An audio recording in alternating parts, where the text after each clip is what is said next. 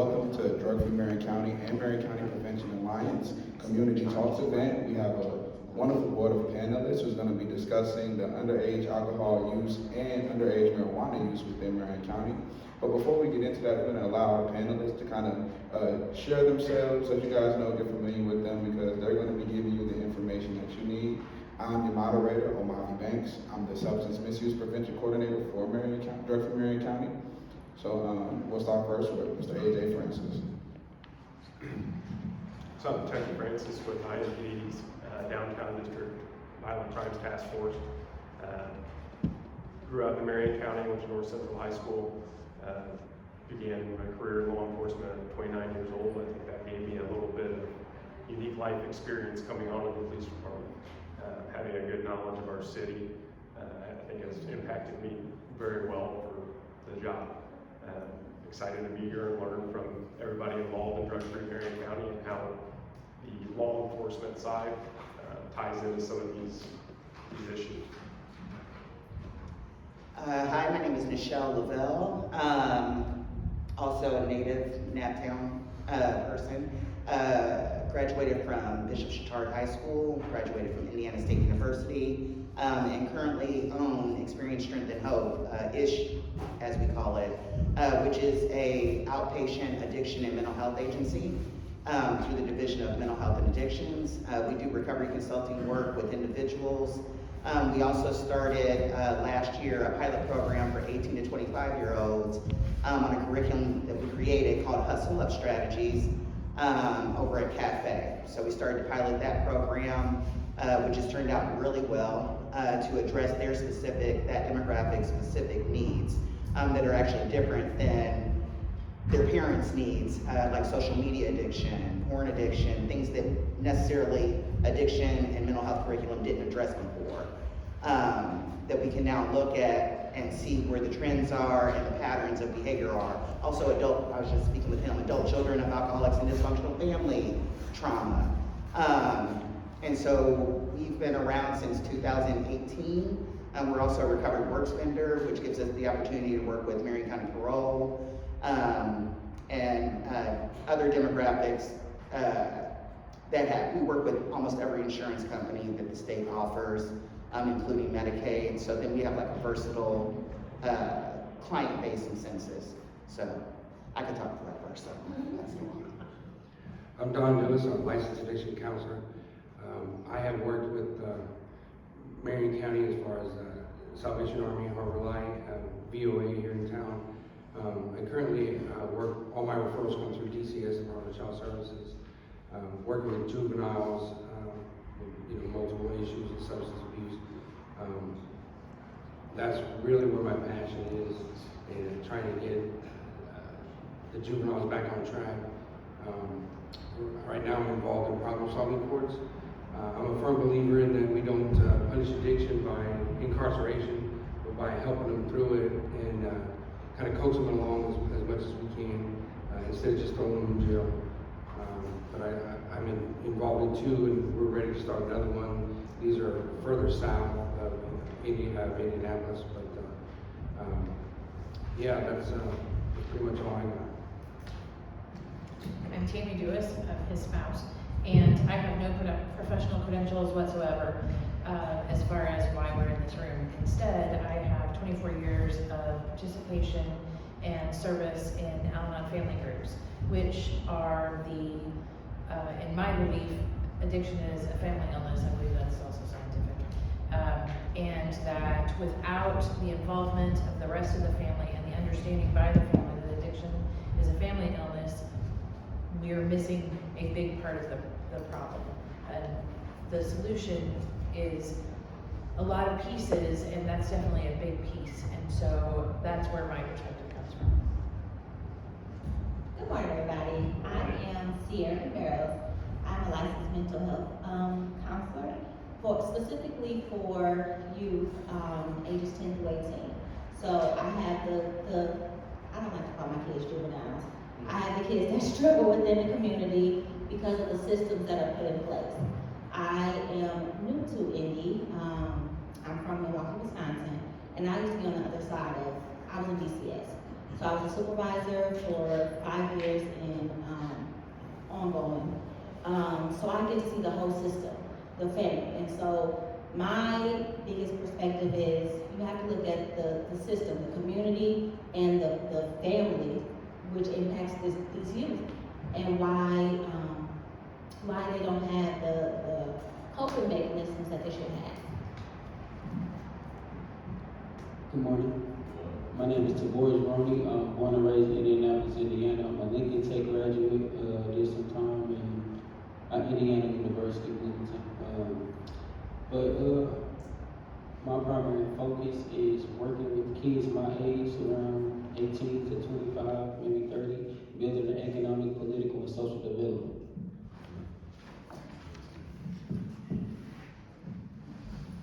Thank you to our panelists for introducing themselves. We're glad to have you here. So as we get started with our first talking point, we'd like for you to discuss the economic impact of alcohol misuse.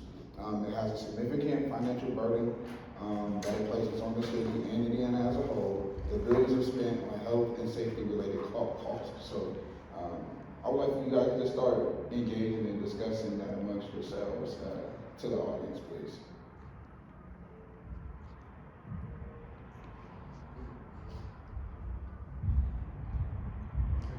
I could do silence all day. I'll break the silence. I don't know how much the law enforcement's perspective will give, but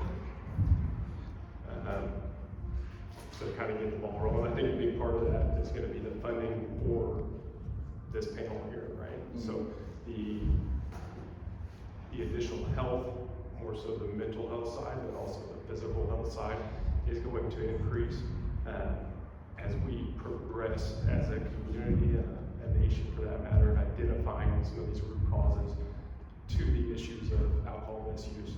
I think we're finding more and more how complex that is, and the attention that it's going to demand from the community and panelists like we have here. So I think the funding that's provided from that through the treatment side is going to benefit the community. So that's my effort to kind of get the thing rolling here from a law enforcement perspective. As a long-time observer and participant in society, and understanding that alcohol misuse, the actual problems that stem from alcohol misuse, as we all know, are joblessness, homelessness, and when you look at the trickle-down effect of that, if you're talking about an adult, let's just say a parent type person, and what that does to the youth in that home. And we know that misuse is a generational issue, right? If you have a parent who is an addict, you are, I don't know what the number is, 40% more likely that the children, or several of the children, will also have that same issue. So the key to fixing the economic impact is stopping that problem. And we know that the key to stopping that problem is a multifaceted approach, and that we do not have the funding from it, right? We don't have the money. It doesn't matter how many insurances we take, insurance still is going to look for every opportunity to deny that care. You have multiple places that you can go to detox in Marion County, but you gotta have cash, or you have to have the right insurance. And then you have to be able to pay for that copay, and we don't have that. And so until we get the systems in place to be able to come up with that funding, you're not gonna be able to address it in a more broad approach, in my opinion. You have to come up with a more systematic methodology for handling the treatment side of that, in addition to non-traditional treatment, right? It's not all about going to Harbor Line. There are other methodologies for being able to address those issues. That's my thought.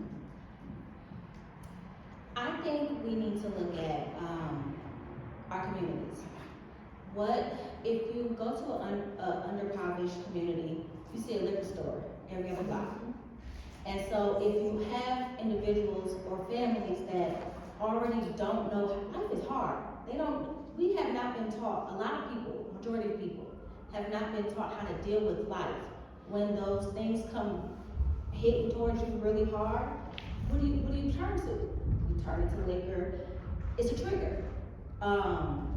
When you're triggered, you go to the closest thing to you. It's a liquor store on every other corner. So I think we have to start to look at when I go to Greenwood, I don't see that many liquor stores. You see grocery stores, you see Whole Food stores, you see shopping centers. But when I go to Shakeland, I see gas stations, beauty supply stores, and liquor stores. So it's like we have to learn how to deal with the community system first, and those triggers that are coming from when life hits you, what do you run to?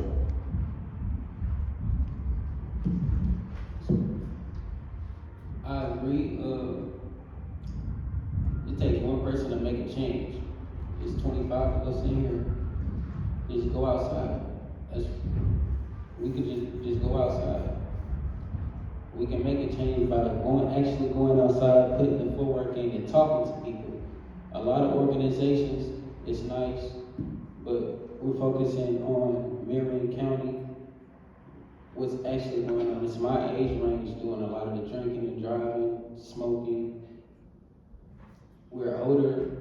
They look up to us. So we just go outside and talk to them, make a change. Hey, we can go here, we can go do that. I don't think a lot of problem is the funding or anything. It's just who do these kids have to talk to? Who do they go to? So I think it starts with us in this room.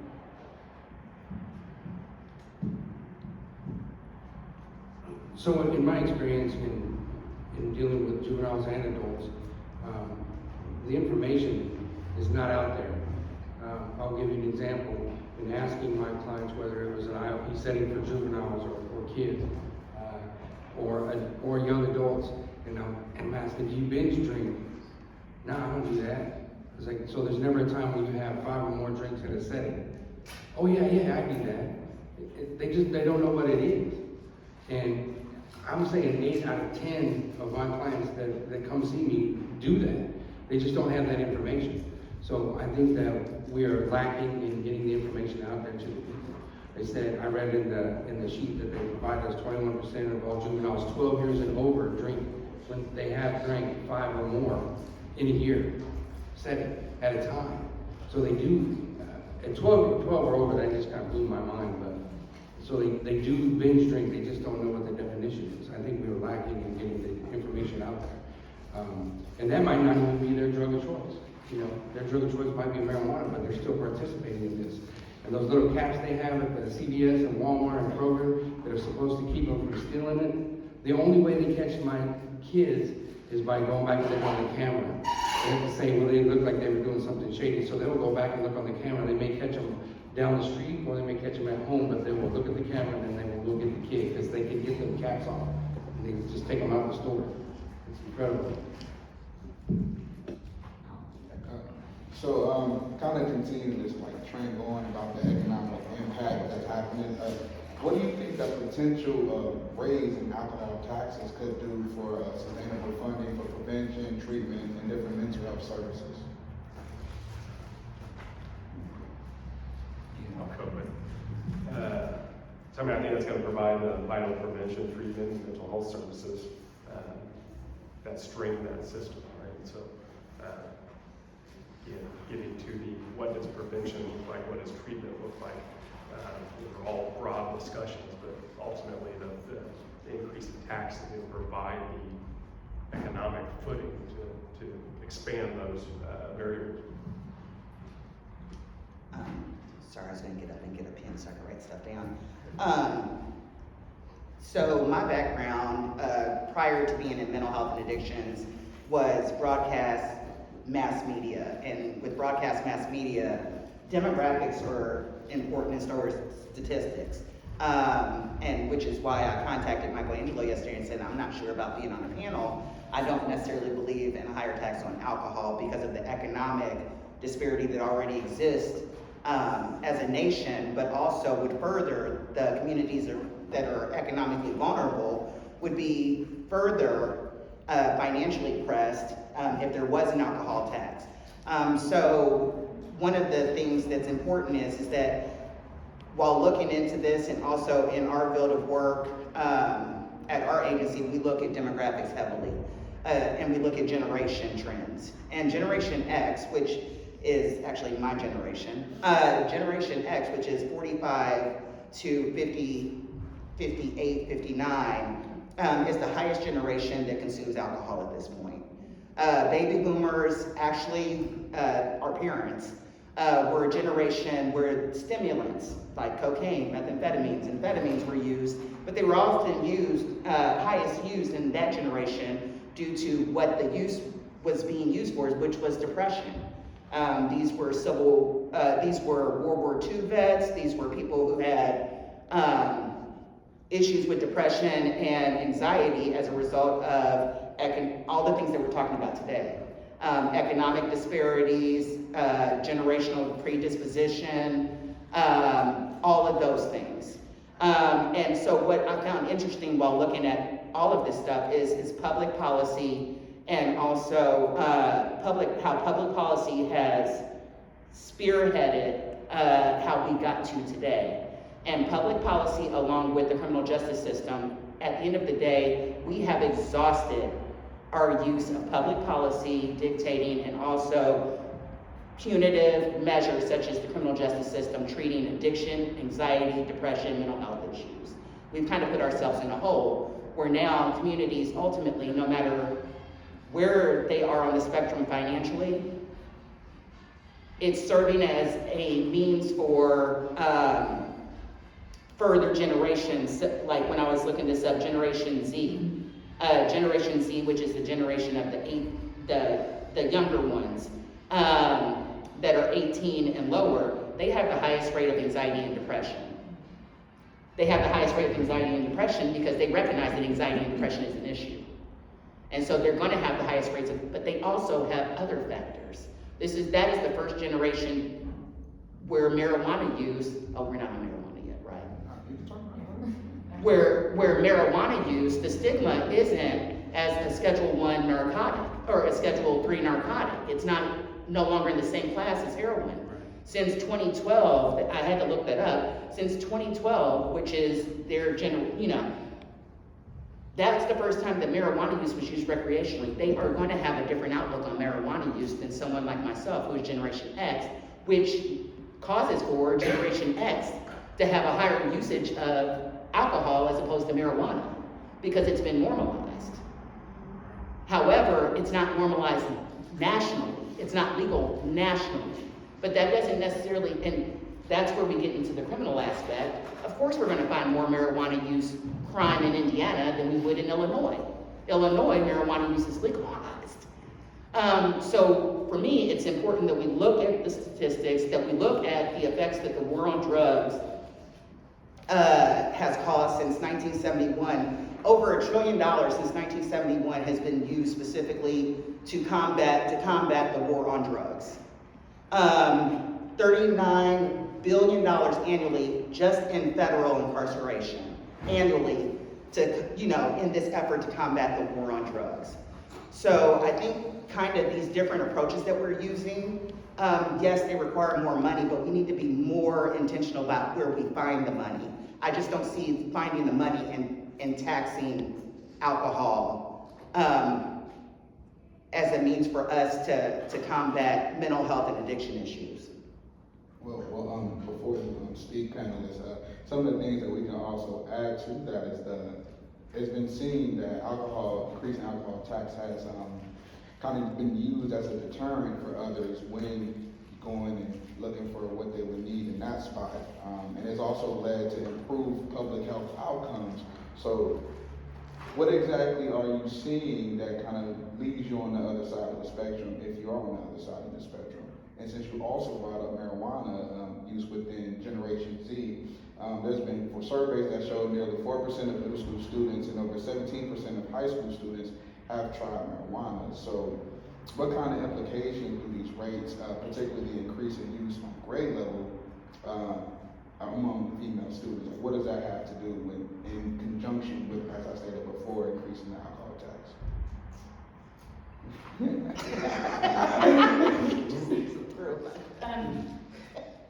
You just completely derailed me.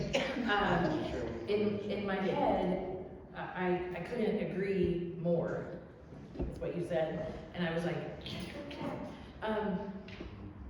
because what I see is, and what has been true for a long, long time, I'd say early 90s is a good start, is that one of the issues, so we already know use of a mood-altering substance is to combat and to numb and to self-medicate something they don't even know they're medicating, right? I feel this way, and I don't want to feel this way, so I'm going to use this because when I use this, then I don't feel that way anymore. That's how that works. I did it. I don't anymore, but I did. Our system has been broken for a really long time. The money in Marion County is going into the pockets of people who own businesses and property because the taxes on those things have been cut to nothing. So the funding that used to go into the education system that doesn't exist anymore and is so broken, there's no one in those schools to help those kids learn coping skills. There's no one in those schools to help those kids learn how to handle conflict. They can barely get the basics of reading down because there's no money in education. There's no money to build and make sure that the parks are taken care of so the kids have some place to go and burn off some of that energy. There's very little money for social programs for all of our kids to go have some place to do something. They don't have anything to do. And it's scary out there. I have a 12-year-old grandson who lives with me, and he went to his first school dance last night, and I was scared. I'm nervous, and I really wanted to go. That would have gone over well. I don't really want to go hang out with a whole bunch of 12-year-olds. I really, really don't. But, you know, I can't wrap them in a bubble. And I don't even live in Marion County where it's dangerous. It's dangerous for our kids, and it makes me sick because the money is going to places it doesn't need to go to, and a lot of it's not staying in Marion County. Because the people who own those businesses, the people who own that property don't live in Marion County because they don't want to live in Marion County. They want to live in, what are those counties? Those northern counties. Other counties, we'll just call them that, other counties. And so, the concern for me is, okay, we're gonna add another tax, but where's that money going? Because we're gonna say it's gonna go to this, but we all know that's not how it's worked out, right? It's not worked out that way. We need better systems to ensure from the roads and the parks to the schools have the money they need to do their job that they're supposed to be doing, so that we can help them do that and give a better platform and a better base for our youth, because the problem comes when they don't have all of those skills that they need, and our teachers they don't have enough resources to give them those skills, right? So however you want to tax someone is fine and dandy, because in the end, it's not going where it's supposed to be going. And we need to have more oversight over that, if that's the path that goes. But we also need to make sure that we know where it's going to end up. And I would say up until now, it hasn't ended up where it was supposed to be.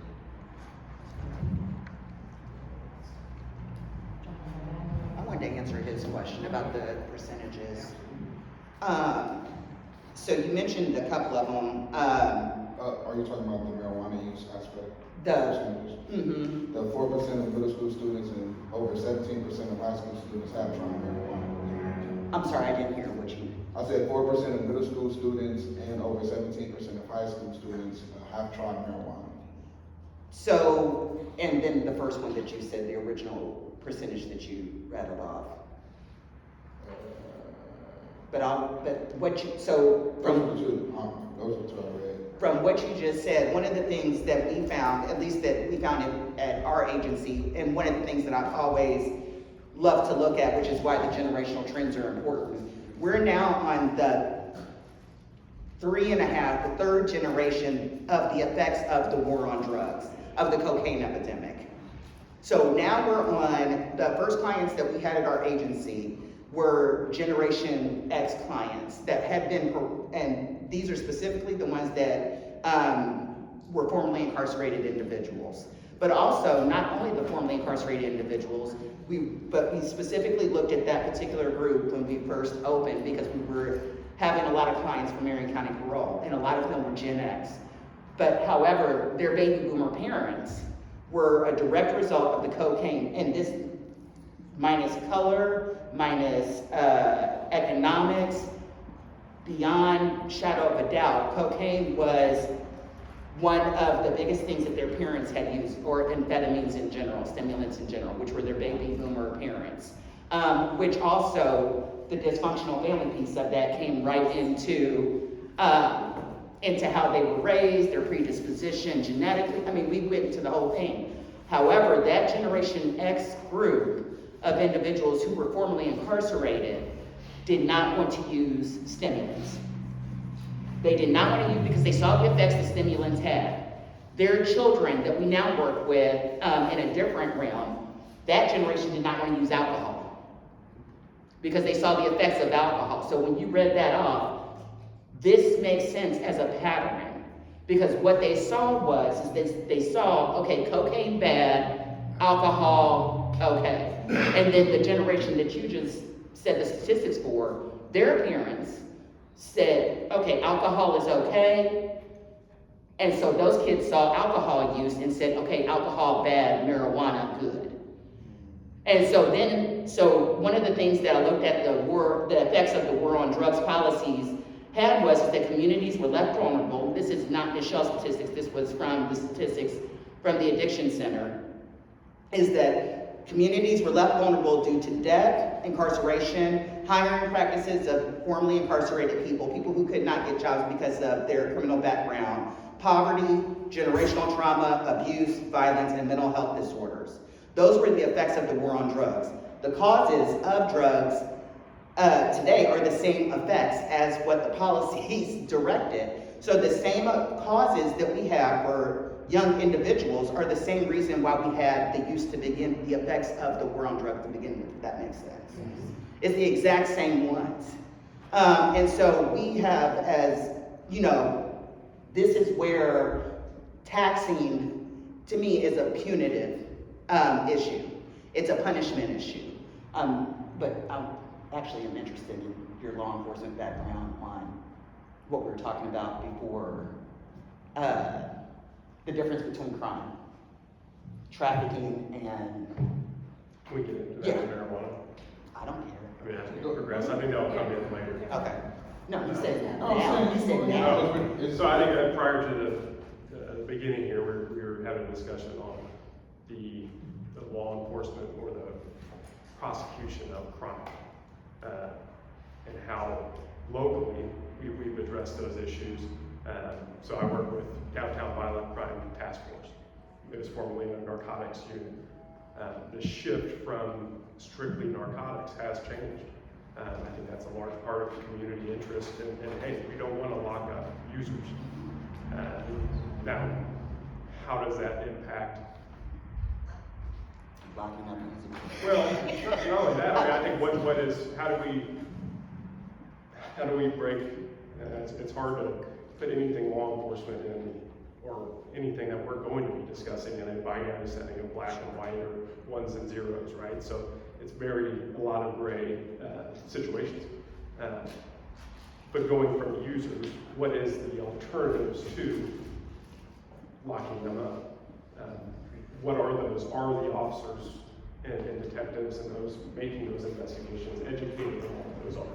I think that's a big part, and that burden's on us as a department, right? But we have to be aware of it. And then, I mean, I think the devil's advocate inside of me is, at what point do we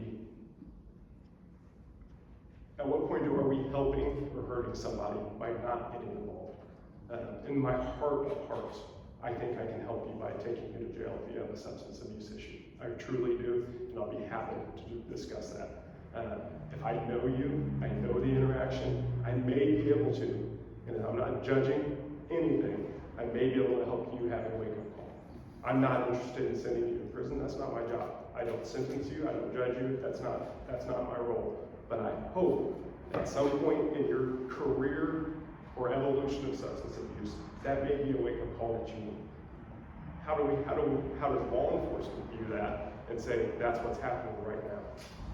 That's a tough game. And you're talking about people's freedoms too.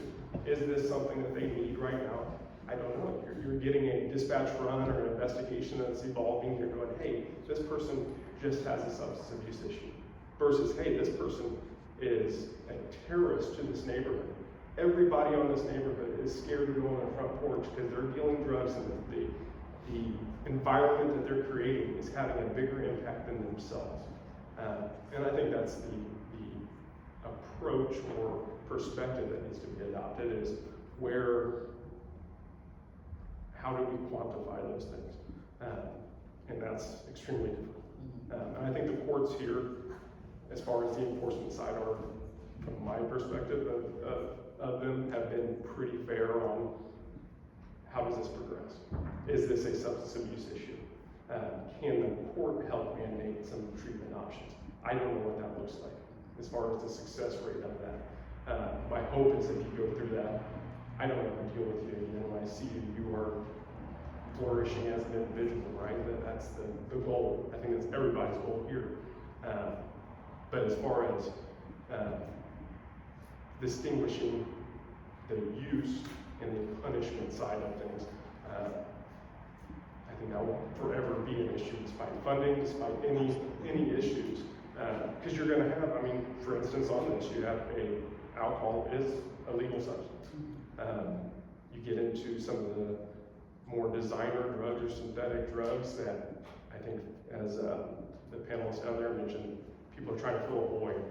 And I think synthetic marijuana or spice, and I can go into that later, is one of those where it is such a cheap substance, inexpensive, that it is just running rampant on the people that are experiencing homelessness. I think they can get a high for cents, and I think that's an issue in and of itself. So for those people, that may have a joint or blunt of spice on them, is that the best option to send them away to jail? I don't think so.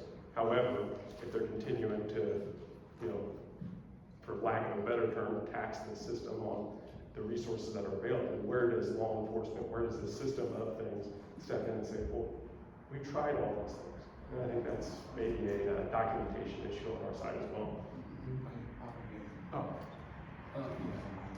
To piggyback off what you said kids are scared to go outside because of drug dealers. So how do we make leaders better leaders? So I'm still in a community of where a lot of violence go on. So how do we switch the scenery and make whoever's doing what they're doing, poison in the streets, how do we make them, hey, you don't need to do this, let's do this? Because a lot of problems are money issues. You can't tell somebody how to get it if you're not going to help them. So that's the big issue. That's the big thing I have with that.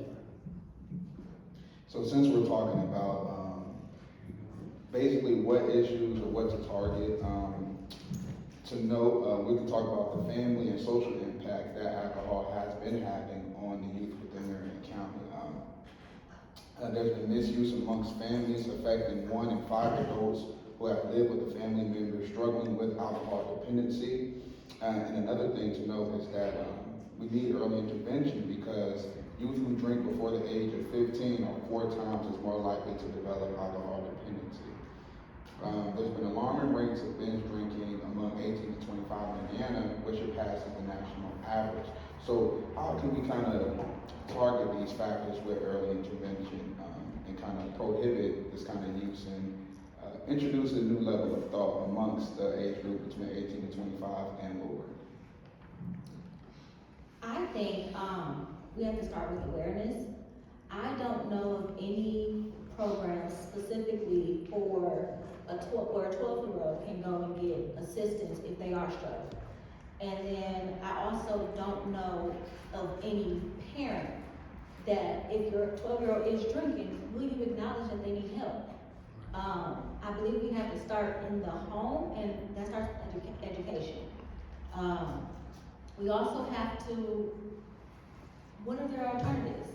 If a kid is going through something, I'm sorry, going back to the 12% of the high schoolers who have tried marijuana, what else do they have? Kids have to go to school, they have to, in high school you're preparing to be an adult. Or for some of them, they're getting kicked out at 18. So they're like, we gotta find a way. But also school shootings. They don't have any outlets. They see that marijuana is being used by a majority of people, or gummies, or what's his name, Mr. Paul's. They're accessible. We don't have, these kids need to be given an alternative from marijuana or alcohol.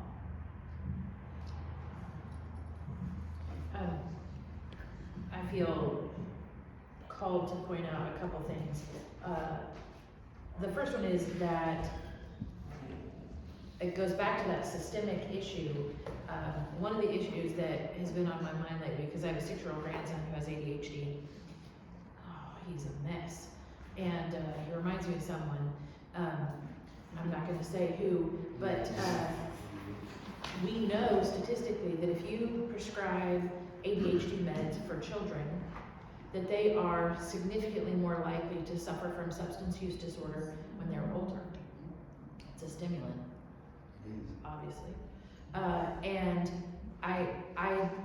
it makes so much sense in my head what you said about, stimulants, because if you go back to the 50s and the housewife wearing her apron, cooking for the family, they know that they suffered from a lot of issues. So what did they do? They used stimulants to get through their days. These women who were running the household, right? And that's where that started.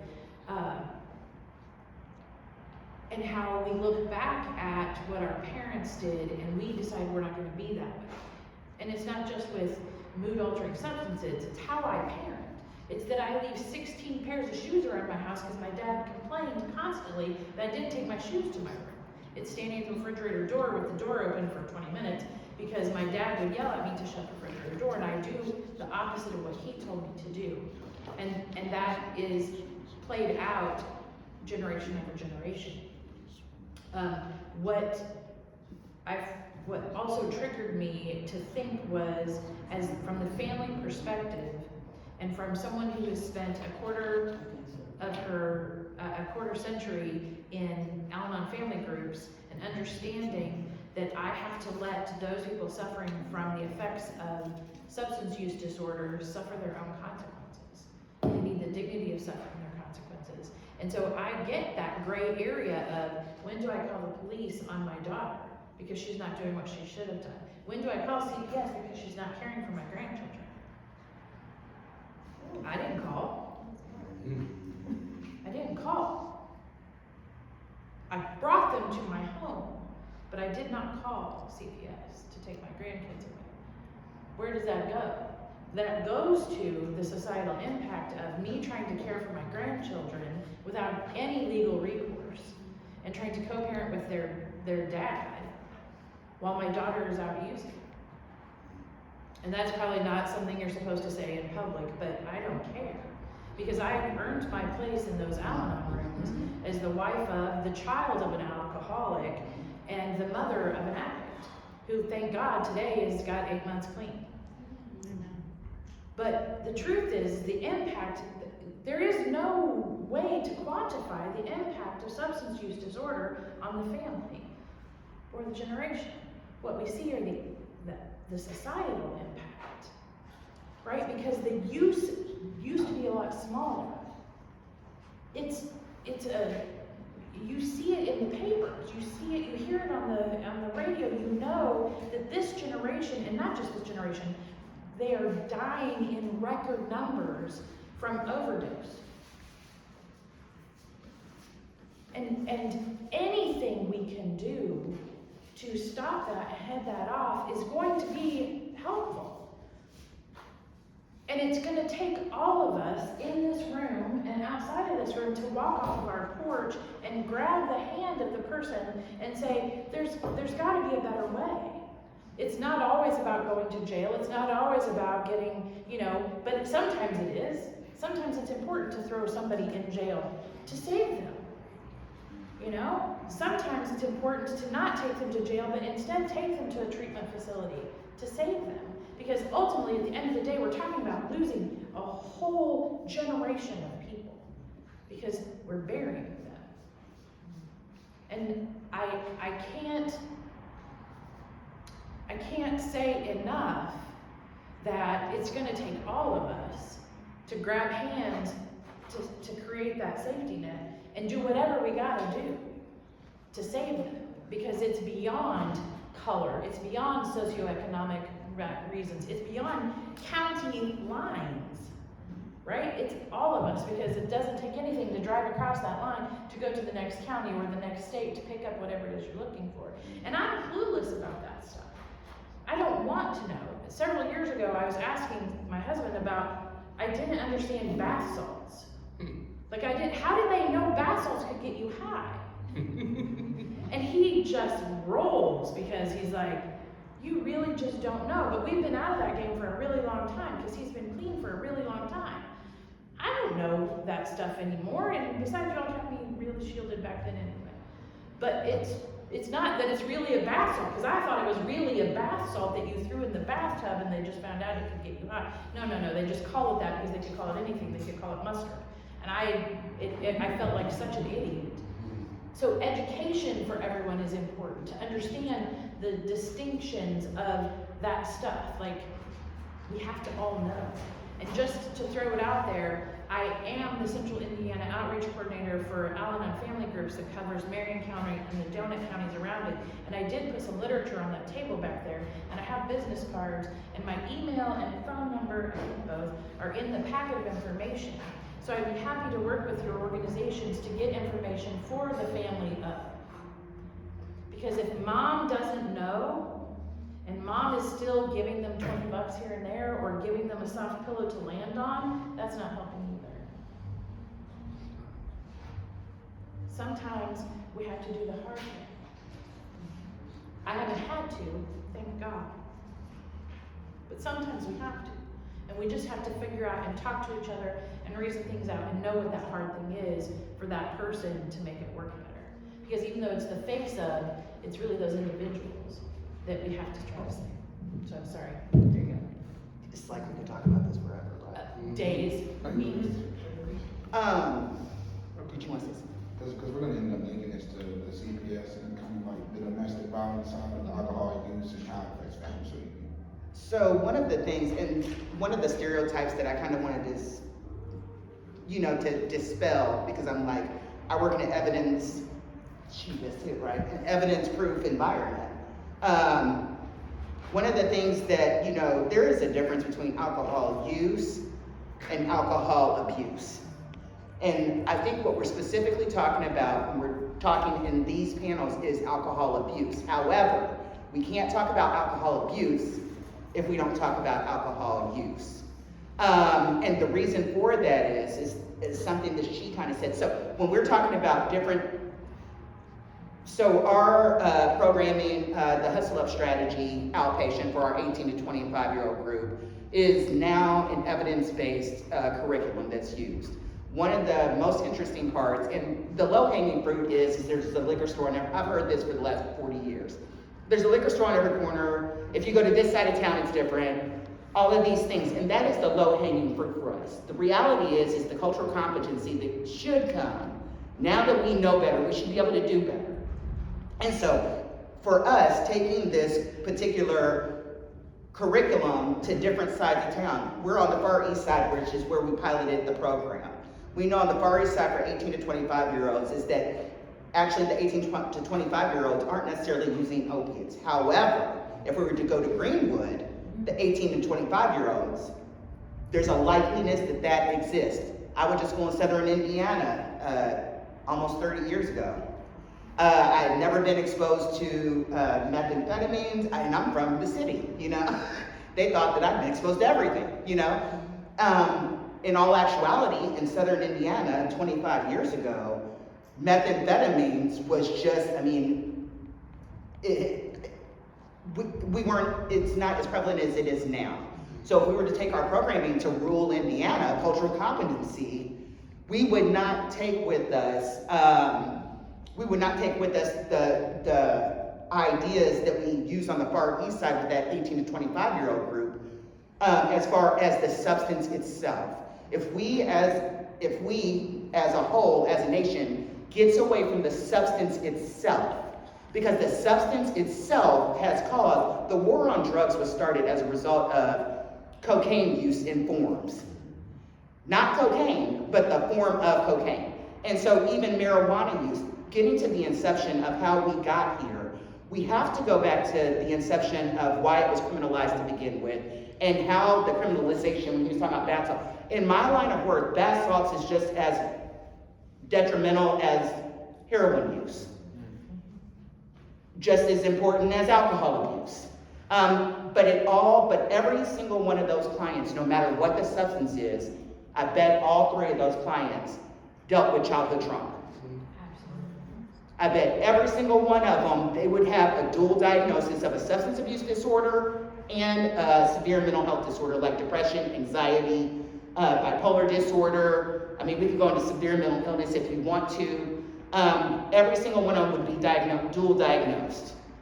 And so what they're telling us, this Gen Z population with the highest rate of mental health disorders is saying to us, the 18 and below, saying, no matter how, and we can go into how they got to the highest, rate of anxiety and depression. We can go into that, but we can't talk about the highest rate of mental health disorders without going into, we need to stop it now. We need to, and when I say stop it, we need to stop the idea of not addressing it. Because as I explained to him, I said a binge drinker and a daily drinker may be two different things in some people's world, but the minute that they are driving under the influence of alcohol, it becomes criminal. And he has to come in at that point. And so once it becomes criminal, then there's nothing that we can do. We can say that it's a disease all day, but he has a job to do. And we have a job to do when they're released. And that's honestly where the parole population that and not only parole, but we get also different criminal justice providers to send us clients as well. But ultimately, every single one of those clients that we have who have substance abuse disorder, which not all of them do, every single one of them has dealt with childhood trauma, no matter where they came from, no matter what side of town they were on, no matter any of the other factors that we even associate with. And we can almost bet with every single one of them, not only did they have some sort of childhood trauma, but not all of their childhood trauma was addressed in a criminal way, meaning that their parents may have had a job at Allison for 50 years, but dad was an alcoholic. And dad had never been in legal trouble. And mom, as a result of codependency, stayed. So we need to address the mental health disorder, the codependency, but where he comes in, he's combating a community, protecting the Gen Z, but then the 18 to 25-year-olds and any parolee that I've ever had in our generation, Gen X, will say, I'm scared to go back to my community after I've been released because I don't know what's there anymore. After 20 years of incarceration, it looks different, Ms. Nichelle, than it did when I went in. So all of these conversations are important. But we have to, from my perspective, we have to get to the underlying issue at the same time while trying to treat a generation so they don't have the same issues as the previous ones. Well, I was going to add to that because, we still got to get to where we're getting to. As Mr. Francis has the microphone, we're talking about the family dynamics, family impacts, use and marijuana use. One important thing to know is that in domestic violence cases, child welfare issues, they have significant percentages of domestic violence being linked to alcohol abuse, you pointed out. But also, they're also correlated to violent crimes, knowing that it's involved in approximately 50% of all domestic abuse cases. So with that being said, Mr. Francis, you have the floor. I mean, I think that, I don't know where we're going with that as far as those numbers go. I think that's, Well, we were talking about the CPS involvement, not necessarily getting law enforcement involved when these cases are in a situation, but now these situations also have violent crimes being linked to them, and why there are removals of children out of the homes. So kind of, what is your input on that kind of? I mean, I guess it's kind of piggyback on what you're saying. There's a point where law enforcement gets involved, similar to the DUI that you mentioned, right? So if a domestic situation comes out, that is one of the few duties that law enforcement shall make an arrest, right? They're a wide discretionary ability for a law enforcement officer to choose to do what they do. DUI and domestic violence are shall make arrests instead of Indiana. So I think that's providing some data that's kind of forced to be collected in that sense. With the use of that, I mean, to go on to violent crime, a lot of that I don't want to say skeptic, I get very analytical on what we describe as violent crime and how that data is collected and interpreted. You know, the scale at which that is, we may not all agree on, and we may say, oh, no, that needs to be there. Kind of goes back to all this. I mean, kind of weave in the tax side. It's like, well, where's the accountability to violent crime? Is that somebody that pushes somebody on the sidewalk? Is that considered that, you know, those are little things that kind of feed those data points and how we interpret stuff. But the substance abuse associated with violence is, from my perspective, just anecdotally, is always a common theme. And real quick, on the previous conversation, I wanted to touch on how important the emotional development is going to, in my, again, perspective of things, is going to be such a common denominator in all this. I grew up thinking coffee would keep me small, like my dad would let me drink coffee so that you won't grow. And that kind of flashback memory to what she mentioned with the Adderall or Ritalin and the stunting of growth there. I think that's so important to, as an individual, as a human being, develop emotionally. Where are you getting stunted in your life? Or, because I deal with people that I have a conversation, you would think I'm talking to a 28-year-old that has the emotional intelligence of a 14-year-old. And the ability to recognize that, I can build a rapport with them. If I'm clicking, we're not on the same wavelength. And there's people that are the same way with me. He's a little bit not up to speed of where I'm at, right? That's a relative scale. But the stunting, I think that's important to identifying and establishing that understanding and consciousness. I think that's a big part of where faith comes into this. I'm yet to hear that word yet, and it just, as we sit in a house of worship, faith being a big part of that. And that doesn't mean one religion or another. Something bigger or hope for them. How do we get them to the individuals to have that hope? And I think that's where you guys practice on a daily basis is getting that person to think about themselves. Who am I? Now, so much of what we do in this room is responsive.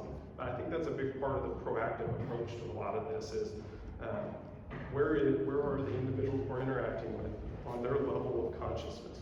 I do interviews on violent crime, and there's a sense of evil, a lack of consciousness in the decision making that's there. The respect for another human life. That you're going, I just can't even imagine.